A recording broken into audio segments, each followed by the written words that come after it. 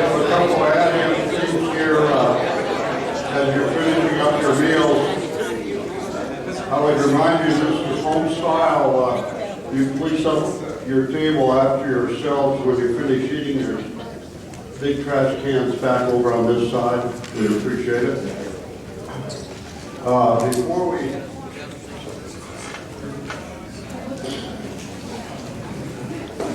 sit down. Before we get on with the main show tonight, I was asked by John some stuff talk about Vietnam. And I think in light of what we're going to hear from Rebecca Motte and what Sheila has written about, there's a story in the more recent deployments and so forth about the spouses. And I'm going to tell you what I think is a neat story coming out of Vietnam. And it doesn't involve the big fights, it doesn't involve the close air support. It involves a relationship. And this involves a fighter pilot that was stationed in northern Japan and his wife. During that period of the Cold War, the fighters sat nuclear alert around the world. We couldn't have nukes in Japan, so that meant that the guys in the fighter squadrons in Japan had to go to Korea to sit nuclear alert. In this case, this young fighter pilot was gone for 66% of the time that he was, quote, assigned to a squadron in Japan. He spent 2/3 of his time in Korea. As the orders came down, since he had a remote assignment, he got an assignment to Korea. And his wife happened to be teaching school in northern Japan, and she was allowed to continue teaching school. But they were nevertheless separated. She's in Japan, he's in Korea. In order to get to a very desirable fighter pilot school in Dallas, at Las Vegas, he had to sign up for another unaccompanied tour to Southeast Asia. They discussed it, and she agreed that he could go do that. They went to, one of the things in the agreement was that he was going to a base that was near Bangkok, so she was going to go stay in Bangkok while he was at this base. Didn't quite work out the way because his orders were changed so that he was at the northernmost fighter base in Thailand. So it really wasn't appropriate for her to come over there. However, they decided that once the war over North Vietnam was over, she could come over. And I'm told 1 week after the war, they stopped going north. She appeared on the ramp at his base, and there's a difference of opinion whether you talk to the fighter pilot or you talk to the spouse. But the spouse claims that he was flying a combat mission and didn't meet her, that one of the squadron mates met her at the airport. The next morning, as she was leaving the hotel to come out to have lunch with him after another combat mission, a guy walked up to her and said, "You don't happen to be a teacher, do you?" And she said, "Well, yes." And they got talking. And when he found out that she had just left the DOD teaching job, he said, "Well, will you stay and take a job with me here? I want to start a DOD school at this base."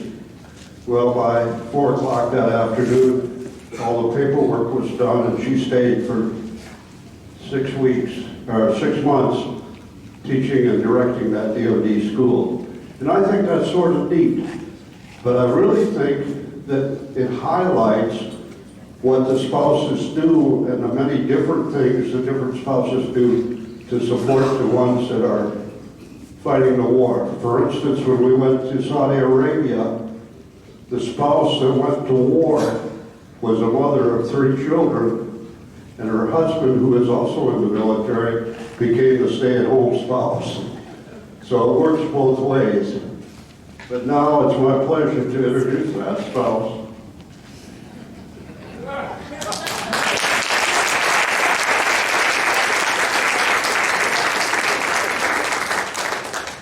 He's pretty sneaky that way. Always surprises me. Yeah, that in mind. Katie Dunlap has helped us to remember that the DAR is giving special credit and recognition. And so I would like for all of those Vietnam service vets, got Vietnam Service Medal, please stand and come to the front. And our DAR ladies, we have many different chapters represented here. If you would stand as well, please. Our Vietnam vets, please come to the front.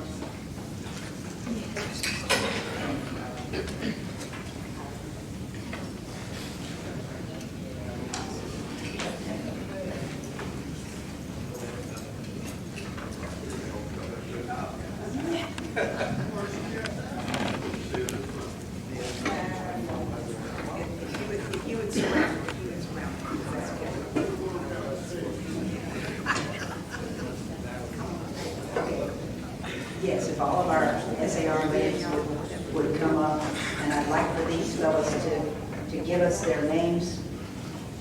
And the National Society of the Daughters of the American Revolution would like to give special recognition. This is the 50th anniversary, and Katie has provided us with this, and we would like to give special recognition to these Vietnam vets. Please give me your name. Leonard Cummings.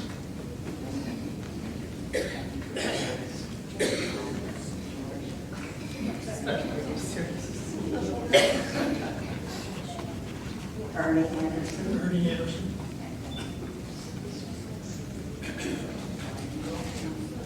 Thank you. Cut off here. Carol, will you make it clear that this is for everybody who served during the Vietnam era? You didn't have to go in country to be recognized for your service.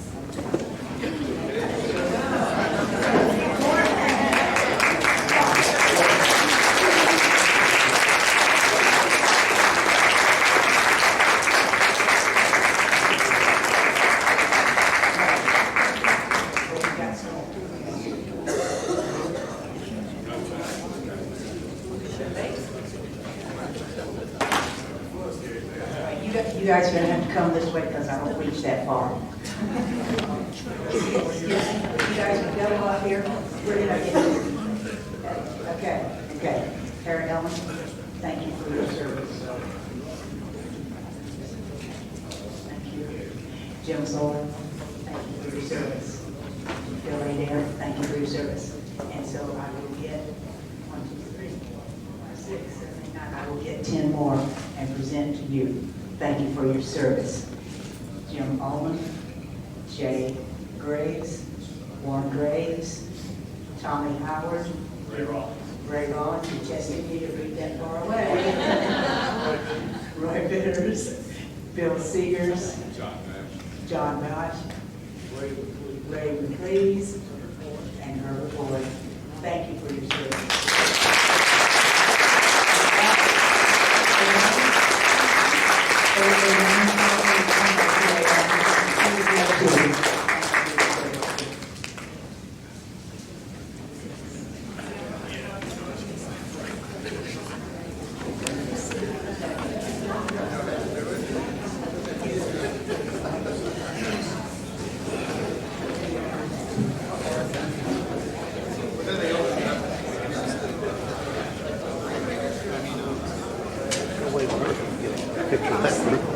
You can't get a picture of that group. It's too many.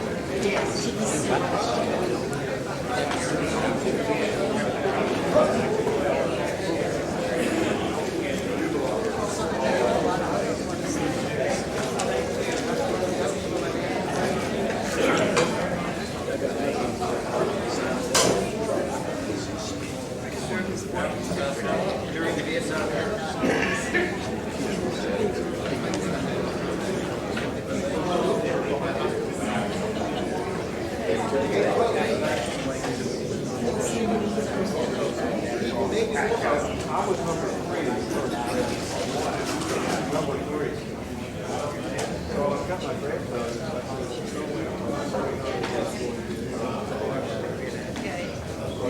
is the year 1793, and Rebecca Motte is writing a letter to her grandchildren who are in London with their parents. Their father, Thomas Pickett, is the United States ambassador to Great Britain. Rebecca Motte.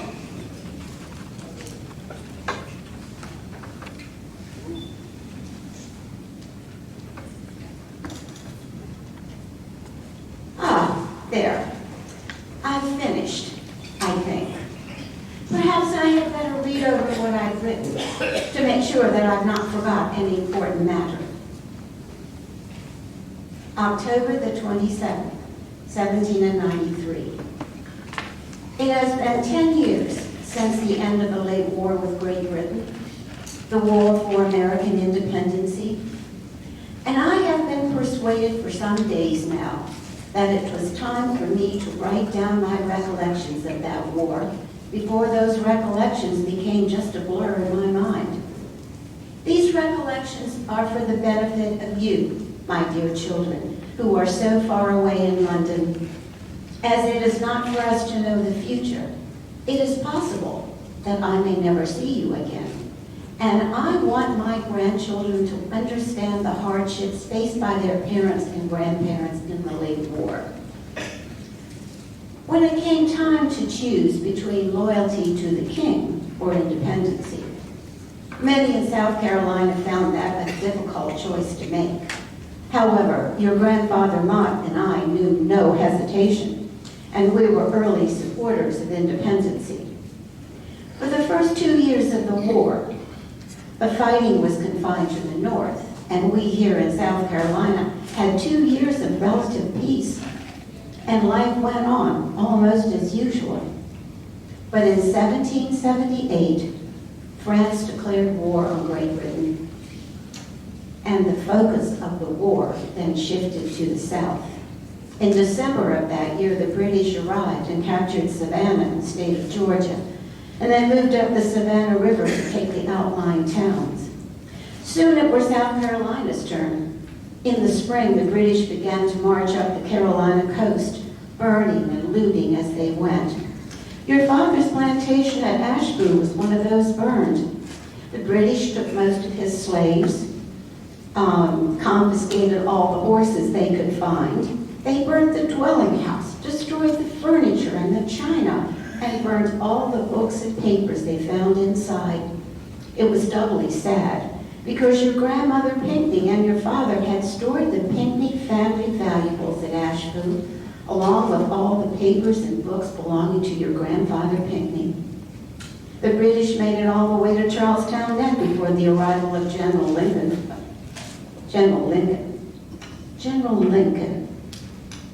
from Georgia caused them to retreat down the coast. They moved south by way of the Sea Islands, occupied Port Royal Island in the town of Beaufort. Your Uncle Pickney, commanding the 1st South Carolina Regiment, which included your father's battalion, was sent south to keep an eye on them. That summer, the General Assembly was meeting in Charleston. Some of the officers of the 1st Regiment were also representatives to the Assembly, and those who could be spared from their duties were asked to attend the meetings in town.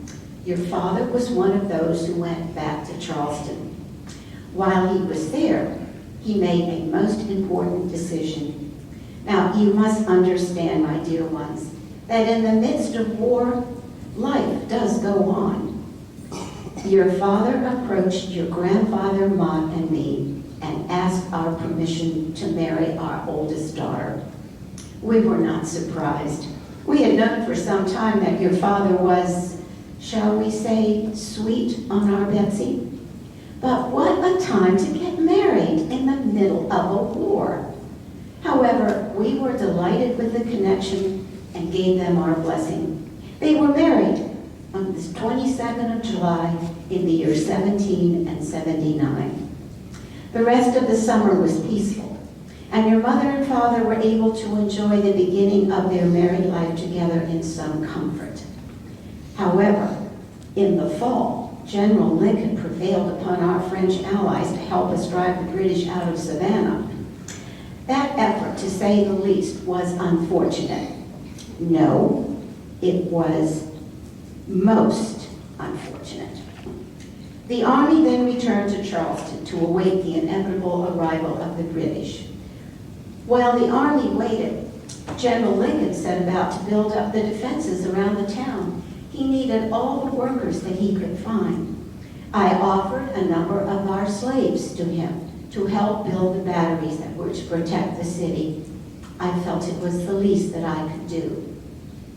Your father and Uncle Pinckney were with the Continental Army in Charleston, hoping to once again defend it from the British. After all, we had successfully defended the city twice before, and expectations were high that we would do it again. Sadly, this time we were not so fortunate. By the end of April, Charleston was almost completely surrounded. Governor Rutledge was in Georgetown, where he had been trying to gather a counterforce to relieve the city. And indeed, it was reported that there were Virginia and North Carolina troops on the way to join him. At this point, General Lincoln sent a verbal message to the governor, urging him to send whatever troops he had as quickly as possible. Your father was asked to deliver that message. My dears, he had a most difficult ride. He had to cross 2 rivers and travel some 60 miles through a countryside heavily patrolled by the enemy. He arrived safely, but the city was surrendered before the relief forces had crossed the Santee. I had stayed in Charleston for the siege, in the Bruton house, which I had inherited from my brother. As soon as the city surrendered, the British decided to make the house their headquarters. I want you to know that I did my duty, as any self-respecting South Carolina lady would have done. There were guests in my house, albeit uninvited guests, but guests nevertheless. I welcomed the British as graciously as I could and tried to make them comfortable. And if in doing so I were able to gather some small tidbits of information from the officers dining at my table, then so much the better. And if I was able to pass on those bits of information to General Marion in the countryside, that too was all to the good, was it not? For General Marion, like your father, had not been in town for the surrender, and he was spared the fate of his comrades in the Continental Army, who were all made prisoners of war. I was able to pass information to General Marion through my female slaves, who were allowed to come and go without hindrance, and who aroused no suspicion. I did not remain in town long after the surrender. I received permission to remove to Mount Joseph, my plantation on the Congaree. Your dear mama was expecting her first child in August. Yes, Thomas, that was you. And she, her 2 sisters, and I all went to stay there. We were joined by other women in the family. My sister-in-law, Mrs. Dart, and her 3 children, and my cousin Bruton. My dears, we underwent many frights and hardships on that journey, which seemed to take forever. Unfortunately, the hardships did not cease when we reached Mount Joseph. The fevers attacked us early on. 3 of Aunt Dart's children and my dear Mary, along with many of the slaves, were sick with it for over 10 days. Then it spread to the rest of us. In the midst of this sickness, your father came to take his leave of us. He was on his way north to join General Washington's army. After the surrender, he was left without an army to serve, and he had decided to offer his services to the general until he could join the army, which we all thought must soon be sent to liberate South Carolina.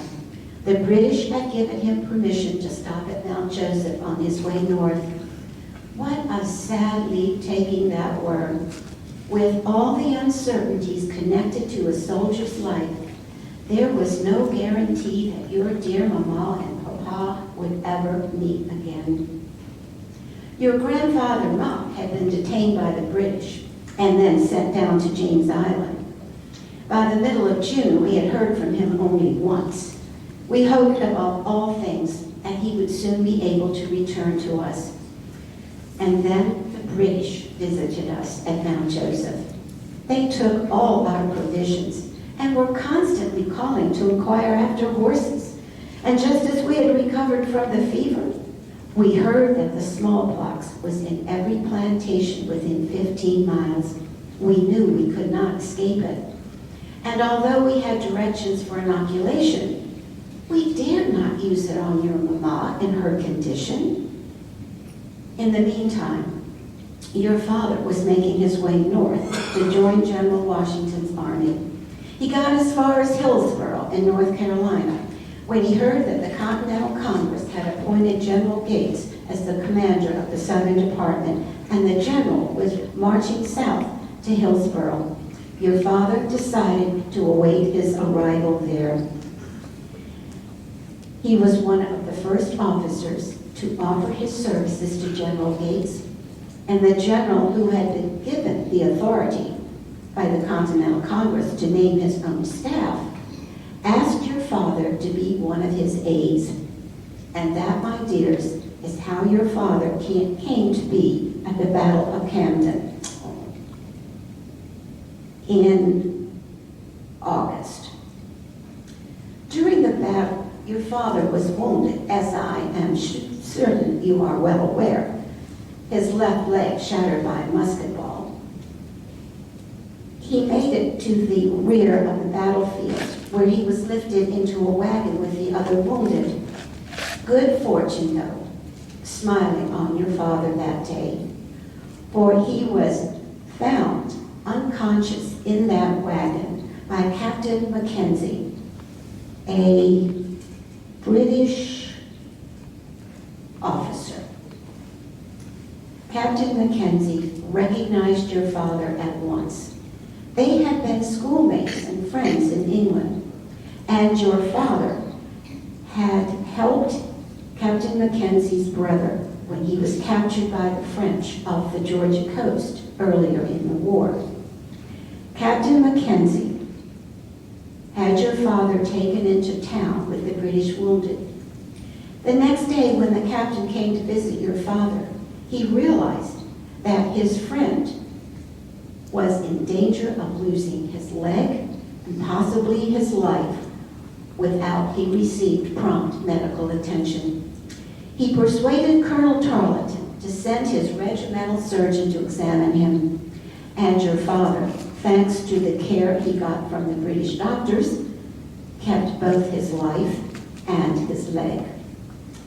And my dear Thomas, in the midst of all the anxiety your mother and indeed the entire family suffered over your father's situation, you were born, a healthy baby boy, and I might add, a ray of sunshine in an otherwise darkened sky.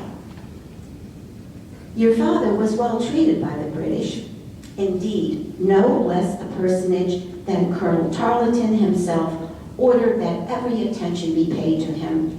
And Colonel Tarleton, as you may have heard, is not a man known for his kindness to his opponents. Colonel Tarleton sent your father wine and other delicacies paid for out of his own purse, and he even offered to restore the horses he had impressed from our stables. We could not believe it. We were not fooled, however, for we knew the reason behind the show of generosity. The British wanted your father to change sides. Oh, but that were a forlorn hope, for there was no way Thomas Pinckney would ever desert the Patriot cause. By early September, we knew that your father would not lose his leg, though his recovery would be tedious. We were anxious that he be allowed to come to us at Mount Joseph to complete his recovery, but we also wanted to make sure that he would suffer no relapse by traveling there. At last, the doctors agreed that he was strong enough to make the journey. At the end of September, your grandfather Motte and a doctor escorted your father from Camden to Mount Joseph in a periauger, especially equipped to carry him.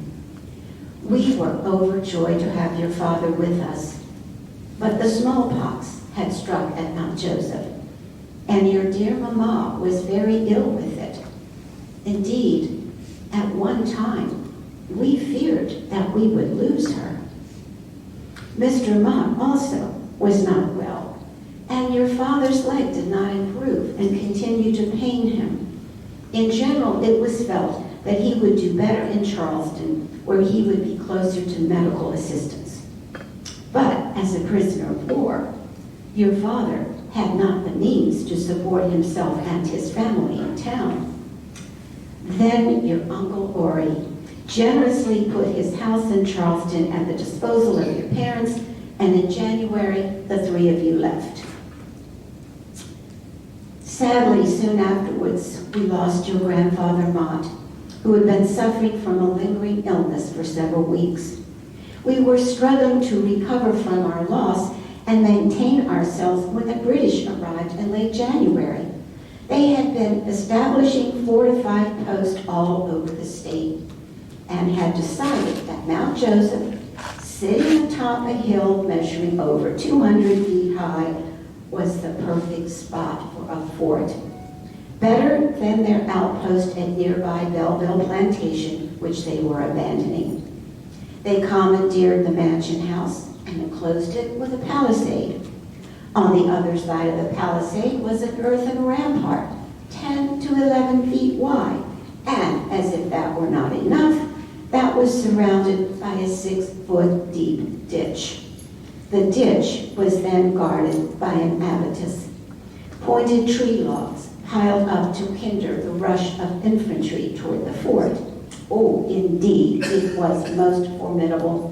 They called it Fort Motte.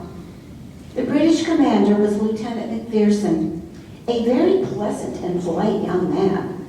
His force was made up of British redcoats, Hessian soldiers, and loyalist militia. We were allowed to remain in the house, that is, until the 6th day of May. On that day, General Marion, with part of his militia brigade, and Colonel Lee, with a detachment from his Legion of Regulars, appeared before the post. We were then requested by Lieutenant McPherson to retire to the overseer's farmhouse located on the opposite hill north of the mansion house.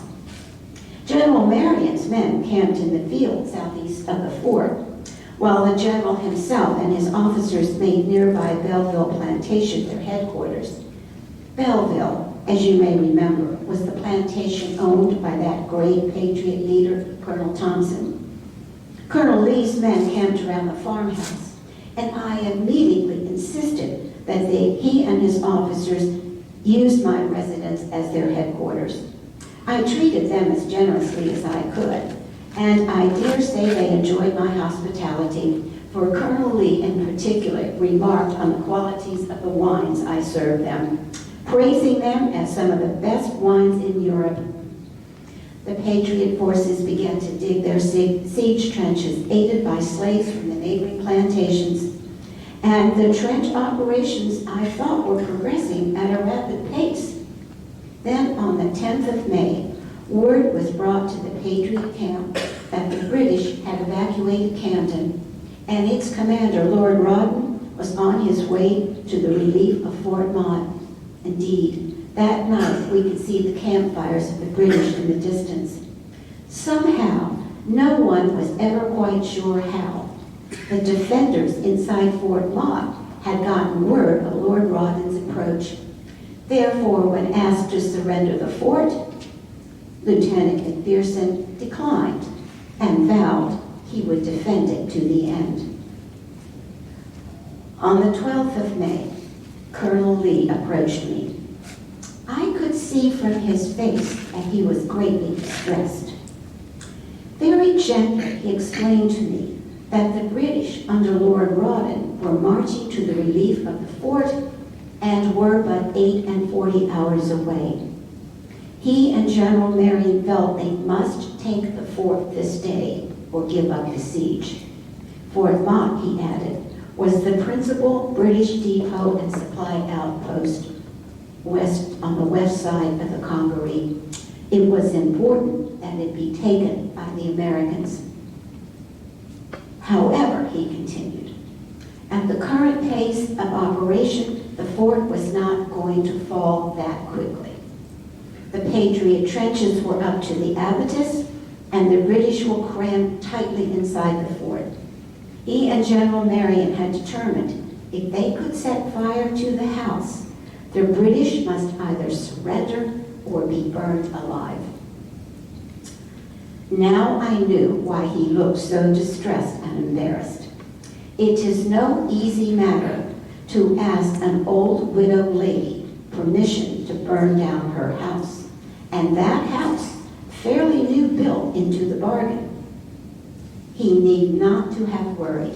I immediately and cheerfully consented and assured him that the destruction of my property was nothing compared to the advancement of the Patriot cause. I then took from the top of an old wardrobe a quiver of East Indian arrows, which, when struck, burst into flame.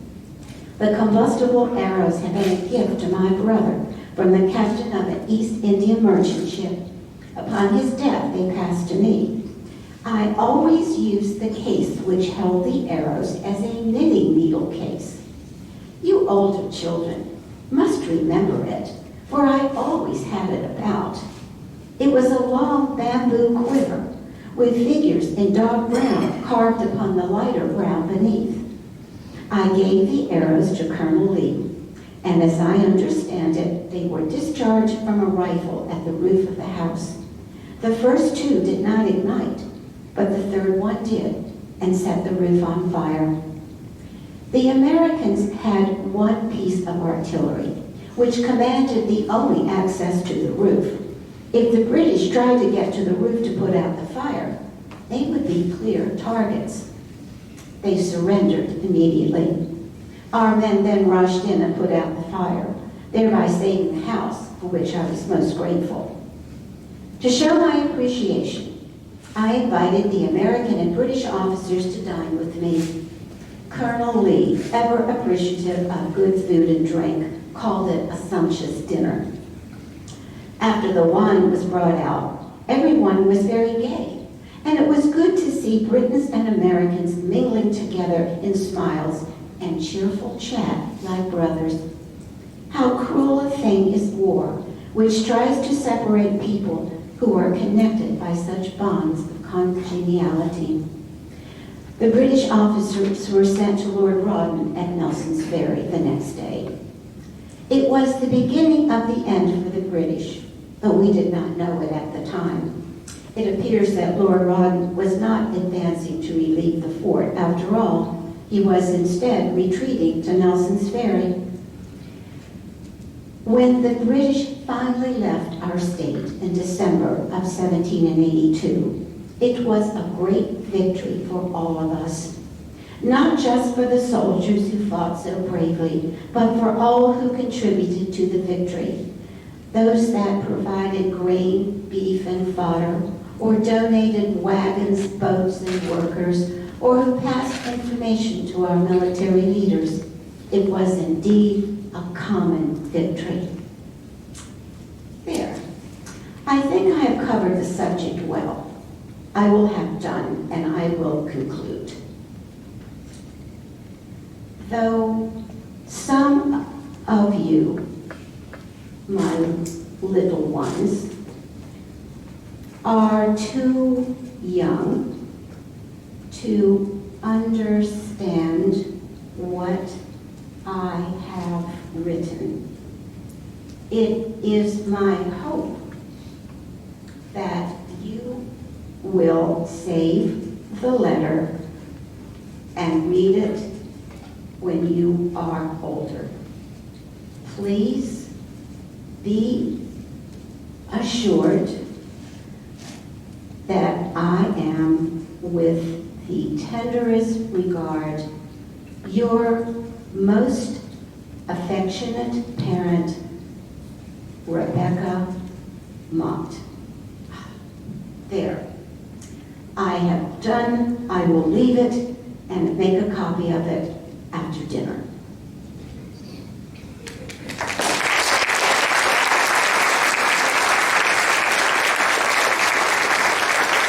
Thank you very much. Does anyone have a question they'd like to ask? Okay.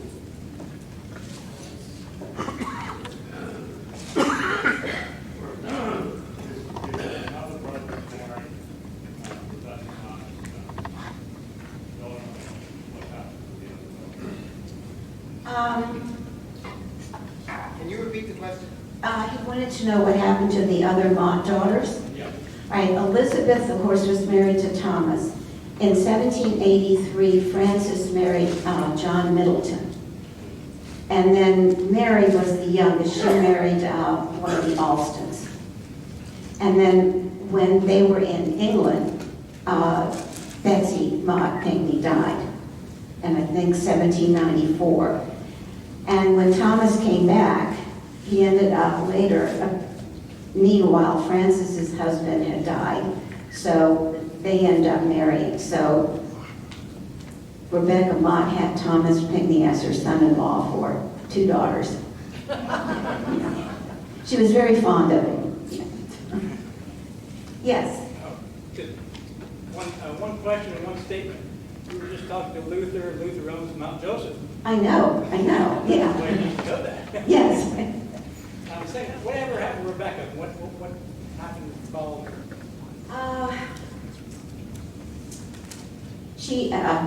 I'm not sure when she left Mount Joseph, but she made her home at Fairfield, which, all right. When Jacob Motte died, he died intestate, so his property was divided among his daughters. And Betsy Motte Pinckney and Thomas Pinckney got Fairfield. And I think that Rebecca moved from Mount Joseph back down to the Santee area to be close to her daughters. And then she and Thomas Pinckney actually planned a house which was called El Dorado. And she lived there with Frances and Thomas. I think she died in 1815. I'm not sure of that date. Somewhere around there. She was, for the 18th or early 19th century, quite up in age when she died. Very tough lady, I think. You have some correspondence, a lot of them speaking. You know that a lot, all right? Yes, in June 18th, Eliza wrote to Betsy, and she says in there, she's saying, "I'm sorry you had such frights and hardships on your journey and that you were disappointed in your boat." So I don't know whether that means that the boat with a lot of their possessions on it was lost or overturned or what, but they evidently had a difficult journey getting to Mount Joseph. And when Eliza's writing to Betsy, they are at Mount Joseph, and she's writing this the 18th of June. And then there's a reply from Betsy to Eliza in the middle of July. And in that letter, she said that her father was on James Island and that they had heard from him only once, but they hoped that he would be coming home soon.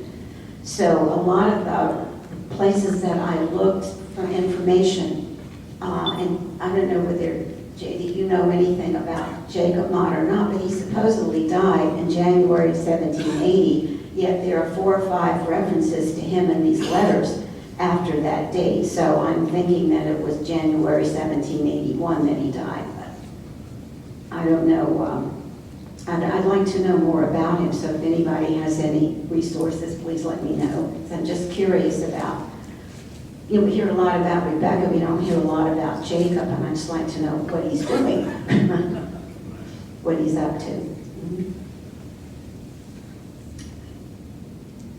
Yes, What was the date on that letter that you read? October 27th. No, this is not a real letter, I mean, Right. yes. Oh, 1793. Yeah. Because the Betsy and Thomas and their family were in London at that time. Did Rebecca Motte pay great many debts of the people during the revolution? Is that wrong? She must have. Just about everybody in South Carolina was financially distressed by the war, but I haven't read anything about it. She was considerably wealthy.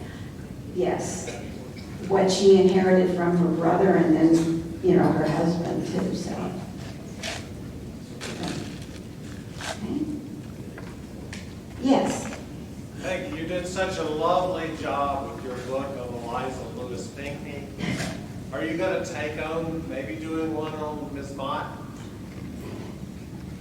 The idea has crossed my mind, but I need to find some more information. Eliza was easy because she left so many letters.